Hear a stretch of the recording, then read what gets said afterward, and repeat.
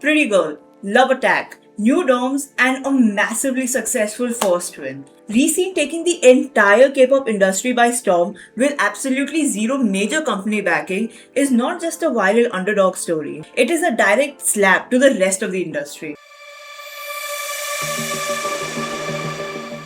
From a majorly successful member YouTube channel to sticking to a group's sound, Recent continues to prove that rather than 180ing a group's concept and sound, it's better to stick to your authentic self and image. K-pop has a massive, undeniable trend hopping problem. Hey, this group is doing well, let's just repackage our own image like that and we'll also do well.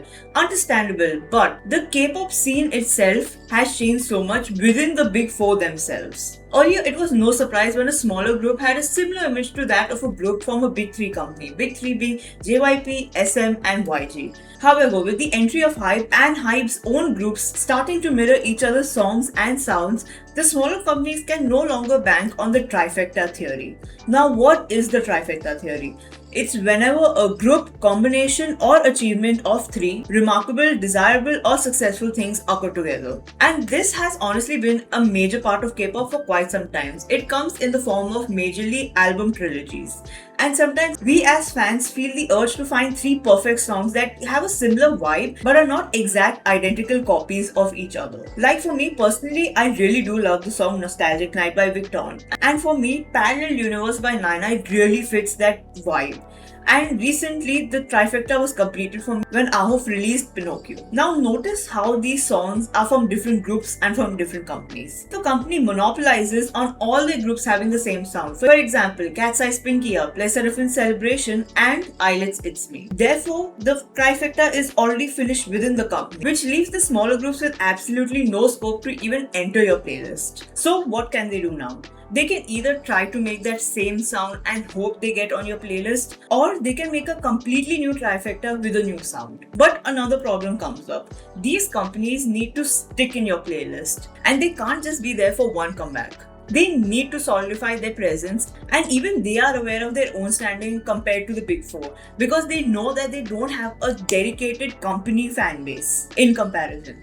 So they have to make a song that sticks, and that too for generations. And realistically, a sloppily put together based on trend song will not stick in your playlist. And this is where we come to song longevity. I feel like certain groups and companies have started to lose the plot of what made K-pop so good. Why BTS's I Need You still holds up to this date. Why a Red Velvet comeback is so highly anticipated, and why 80s still stands strong. The simple answer is good vocals and a concept that feels genuine and passionate. It's no secret that idols have to perform songs that even they don't like on stage. But in my opinion, that really takes away from the passion that we see on stage, which even normal fans are able to pick up on, subconsciously.